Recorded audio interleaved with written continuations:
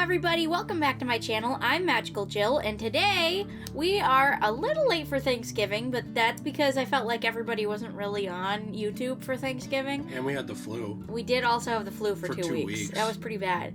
But this is my little Thanksgiving video where I wanted to talk about the most adorable little floats ever in the Macy's Day Parade. Which is Goku. It is Goku. It's more than one Goku, actually. This has happened twice. So we're taking a look back at 2018 and also just a few days ago, as of recording this, at 2024, at the different Goku Thanksgiving Day floats and why they actually matter, because they do matter.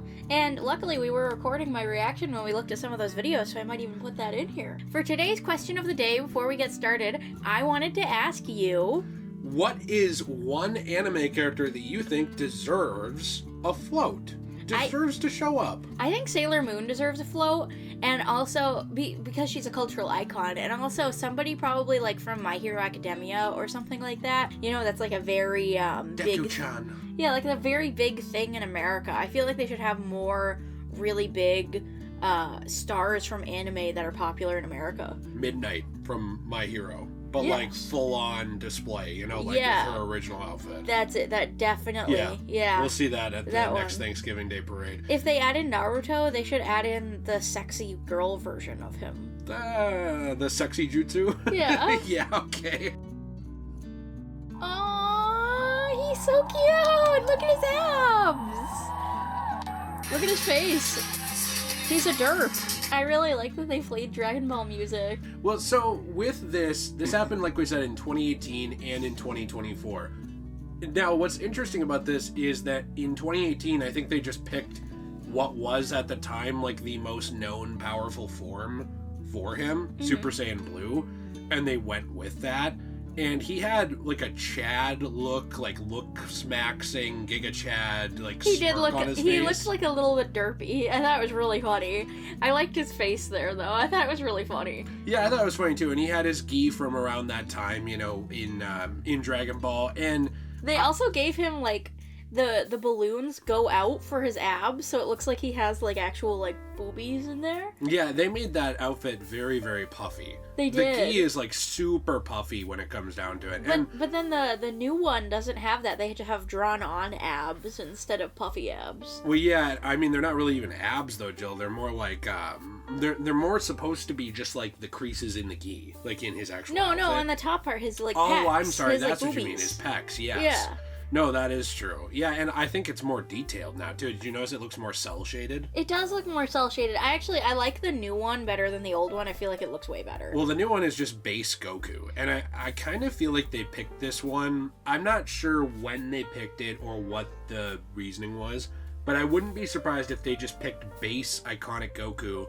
Think about it, this is the year Akira Toriyama passed away. Mm-hmm. I wouldn't be surprised, though, if they picked it when he passed away, you know? Yeah, and also, it makes sense to choose, like, the most iconic form of that character. I mean, if you were gonna do, like, a Sailor Moon flow, I would imagine you'd more likely see her in her base iconic outfit than, like, her eternal outfit or something, you know? Well, it's interesting you mentioned Sailor Moon, because that was one I looked up, because I actually thought that she would have had one, too. I would have thought she would, too. Just because of the Deke and Clover dubs, which actually were probably more popular in the States. It was a gateway drug. Like, you know, you look back at Toonami, we've talked about this before, and it's like the gateway drug animes, Sailor Moon and Dragon Ball. Yeah. And sometimes they'd play back to back. And even though this one's not technically an anime, I feel like Avatar: The Last Airbender was definitely a gateway into, like, children who grow up and realizing cartoons aren't just for little kids. And also liking anime, because Avatar is very clearly inspired by those kinds of art forms. Yes. I guess the question becomes like, well, one, which do you prefer? You said you prefer base Goku? Yeah, I do, just because I feel like that one looks better and is less puffy. Yeah. Because I feel like on Super Saiyan Goku, he, like the blue one, it looks like he has some tumors in some places. Yeah, he's just very puffy. It seems to me like that one was... His face also looks bad. Yeah, it's like, if that was the only time he showed up, would it still be cool? Yeah, but I think that it was definitely a treat for anime fans and manga fans to see just like a really respectful well done, high effort Goku. Well, you know what? Why his face looks good on the iconic version of Goku, where he has his black hair? Instead of like trying to mold the face out of balloons, they just drew the face onto the balloon. Whereas on the blue one, look, it looks like his face is molded out of balloons. So like you see the crease in his lips. Oh, like they tried to make it like 3D. Yeah, they tried to make it like 3D, and it just doesn't translate well. Yeah, that's true. Yeah, and we're gonna show some clips, I think, and some different things. We'll probably put in the corner where we got the clips and pictures from. Also, look, he has a yacht. Yeah, oh yeah, he's double cheeked up on a Thursday afternoon. You're gonna save that picture. I want people to see his yacht. Yeah, they need to make Rule 34 of Float Goku. That's insane. Because, like, holy cow. But why does this matter?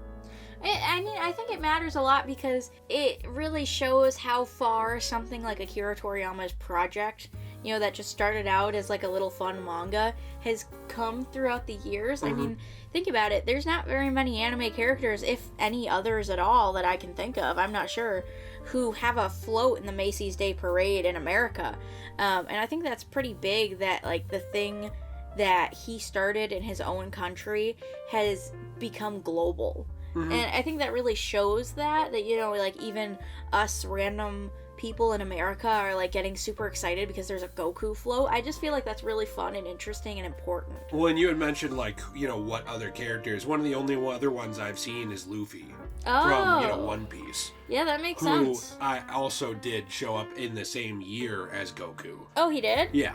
See, I didn't watch the full parade. No, yeah, I didn't watch it. I'm exposing myself. Well, we were very sick. Yeah. We had to miss Thanksgiving completely. We didn't even get to go to either side of the family's Thanksgiving. I know, it was really disappointing. Because we didn't want to give any of our older relatives the flu. You can still hear it in my voice. But yeah, with this, I think it shows how important, this work was. And if you think about it, one of the big popularizing features of this, again, we've talked about Toonami, we've talked about these different broadcasts that have been on TV, but even something like, as much as they've made their mistakes, with, like, copyrighting YouTubers and doing all this stuff, like Toei Animation, like, on the legal side, I think a lot of times Toei takes heat from fans, because they're like, hey, Toei, why do you make such bad choices when it comes to, like, goodwill with the community? But I think it's interesting that, like, Toei Animation, is one of those things that also help push Goku. Like, so there's people who are fans, it all goes back to Akira Toriyama. But there's people who are fans because they found the anime. There's people who are fans because they found the manga. There's people who are fans because they watched Dragon Ball GT, often just kind of that Toei continuity. There's people who walked in, I was reading, people saying, like, yeah, the way I found Dragon Ball was I walked in on my dad watching Cooler's Revenge on TV. Oh, that's like, pretty cool. A Dragon Ball movie. I had never seen any of it. And then I started watching it. And I think what's interesting about this is no matter what you prefer, what version of this story you prefer, maybe you played a video game, anything like that, this resonates with people. Like, everybody knows Goku. Yeah, I remember when I was a kid, literally, like, almost every night I would sit in my parents' bedroom and watch TV because they had what I like to call the higher up channels that were above 100, and I would watch Nicktoons. And after Avatar The Last Airbender, they would always start playing Dragon Ball Z. And I thought, for some reason in my head, oh, that's a boys' show. So I turned it off and didn't watch it. But it goes to show how popular the show must have been in America for them to play it almost every single night around the same time after a very big show like Avatar The Last Airbender. Yeah, I mean, this is, again, it's just another sign that this is such an iconic character and series that resonated with people. And I think that it's very exciting, to just be able to see some anime characters. I want to see more anime characters in Macy's Day Parade. And we need to start a petition, starting now. But yeah, you're right, 2010 to 2012, Nicktoons, Dragon Ball Z aired. So, that's kind of interesting that even as someone who didn't watch it as a kid, you remember that. I know, I remember it just because, I used to watch a lot of TV as a kid during those years, so. But anyway, I hope you guys really liked this video, and I hope you all had a great Thanksgiving. You'll have to tell me down in the comments your answer to my question of the day, and, you can also tell me maybe how Dragon Ball impacted your life, or how you came to know about it. Maybe you found out about it when you were a little kid, and you saw it on Nicktoons, and you really liked it. Or, I don't know, maybe you got married and your husband was really into it, so then you decided to finally give it a chance. Yeah, hey, that's me. That's me, cameo.